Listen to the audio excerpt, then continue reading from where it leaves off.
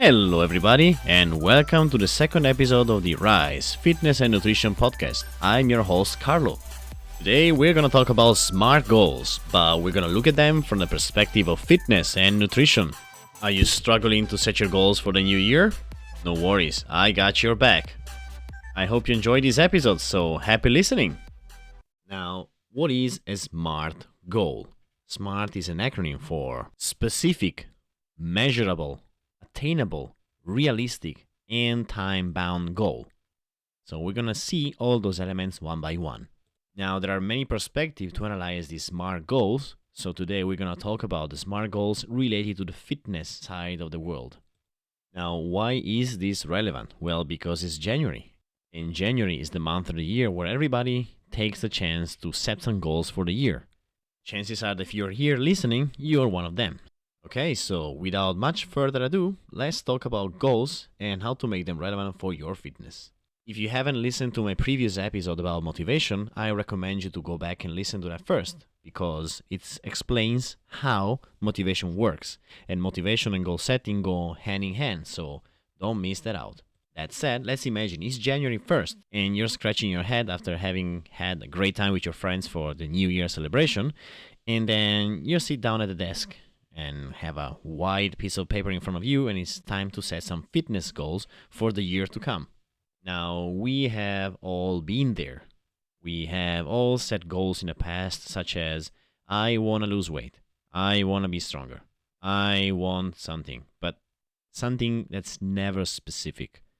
Now, let's tackle this once and for all. I have introduced you the idea of SMART goals, so let's work on the S. S for specific. When I say specific, I mean that whenever you have a fitness goal, it has to be precise, because you have to be able to understand exactly what you're aiming for. Let me give you an example. I want to hip thrust 3 times my body weight. Now, this goal is very specific because it gives me a number, a value that I can track. And then, what else do I need to make the goal as specific as possible? Well, in some cases, you should think about a potential deadline. Now, don't take this too strictly, because in some cases, deadlines can be flexible. Let me again explain what I mean. If I start from zero and I have no experience in hip thrusting whatsoever, chances are I might not be able to hit the target of hip thrusting my body weight times 3 in a year, because it takes time. I need to build the strength and the muscles necessary to reach that goal. But let's say that I have experience, that I'm already on the way. If I wanted to hip thrust 3 times my body weight in a year, well then, I have a specific goal, because it's a real number and it has a deadline. So I'm not simply deciding, I want to hip thrust more. More like what? More compared to what? See, those questions should be the same questions you should be asking yourself. If you're setting a goal like, I want to be healthier. Okay, define healthier. What's healthier? Healthier compared to who? To what? What are the blood markers that you want to take into consideration to define that you're becoming healthier? So these are all the things that you have to think when you set your goals and want to be specific. And then we have the M for measurable. What do I mean? And so again, like if I want to hip thrust 3 times my body weight, I want to make sure that my goal is trackable. That means that during the course of the year, I have to be sure that I have milestones that I can hit. So within, 3 months, I need to be able to hip thrust this amount of weight, so on and so forth. If your goal is to lose body fat, you should have the percentage of body fat that you have at the beginning of the year, and you should be able to say, okay, in 6 months, I want to be able to hit this value.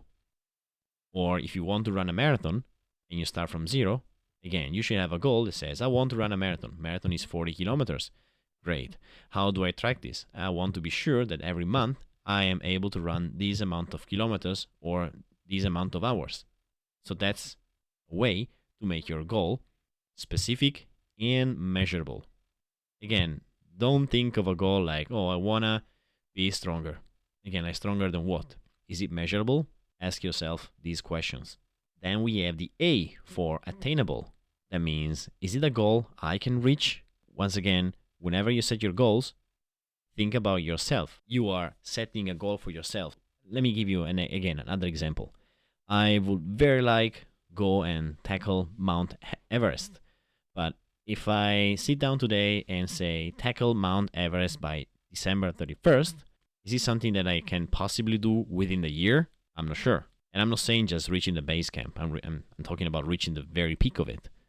Will I be able to do that with zero experience in such extreme conditions? Yeah, sure, it's a specific goal because it says, okay, Mount Everest. Is it measurable? Potentially, because I can go hiking throughout the year. Is it attainable? I'm not sure. Because am I going to really be able to do that? Or another goal, I want to squat 4 times my body weight. It's very specific. It is measurable because throughout the course of the year, I surely can take notes of the weight that I squat. But is it attainable? Well, probably not. If you want to start a journey for fat loss, and it's a great idea, but if you set yourself an ideal percentage of body fat that you want to reach, specific, track your way towards the percentage, measurable. Is it something really attainable?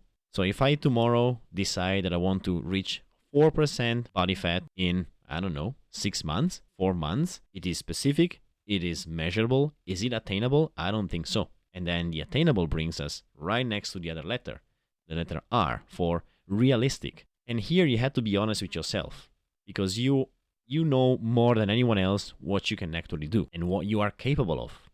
So once again, I want to climb Mount Everest. Very specific, measurable, maybe attainable, realistic. Is it going to happen? I don't think so. Why?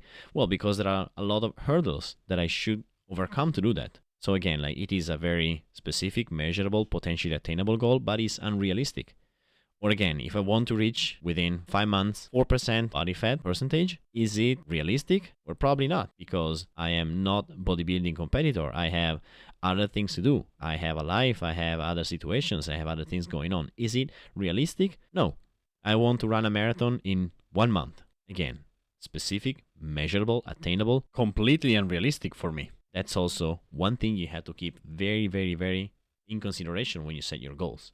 Now we come to the last letter, the T for time bound.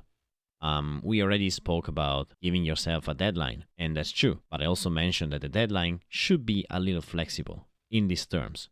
If you're starting from zero and you want to deadlift 3 times your body weight within 6 months, that might be a little bit complicated. You know yourself, so you might be considering to extend your deadline.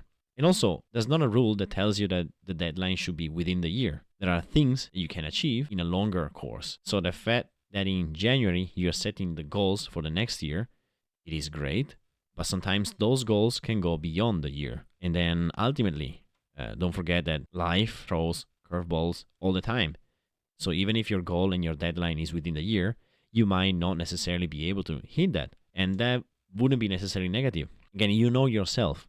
You know how attainable your goal is. You know how realistic your goal is. So considering the previous letters, give yourself a deadline that makes sense. Because it doesn't make any sense to give yourself a deadline that's too strict, that will make the goal barely attainable or barely realistic, and then also will drive you close to delusion, because if you don't hit that, well, then you'll be disappointed.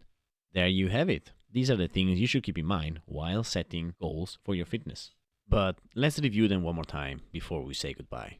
So set a goal that is specific, basically a goal that has a number, and have the goal be measurable. That means that it has to be trackable. You should be able to track your progress towards your goal. Be sure that it is attainable, basically challenging for yourself, but still possible. Be realistic. And again, be honest with yourself. You are the only person that 100% knows what you're capable of. Lastly, have a goal that is time-bound. And this is pretty simple. Give yourself a deadline, but don't be too strict, because even a deadline still has to be attainable and realistic. Well, there you go. Don't overthink, don't go too crazy, but now you have the elements that you should take into consideration when choosing your fitness goal. I'll be happy to know if you want to share with me what are your fitness goals for the year. I suppose you already guessed mine. Well, I would like to be able to hip thrust 3 times my body weight by the end of the year. Well, I am halfway through, which is absolutely positive. So that's the thing I'm going to work on during my next training sessions. So that will be one of the main fitness goals for the year. What about you guys? Want to share something with me? Leave a message. And that was it for today. Thank you for listening. I hope you enjoyed and had a chance to learn something new. If you feel like to, please leave a review to today's episode. It will be super duper helpful. For any question or request, please message me on my Instagram channel at thecarl.fit. All to you soon. Thank you again and goodbye.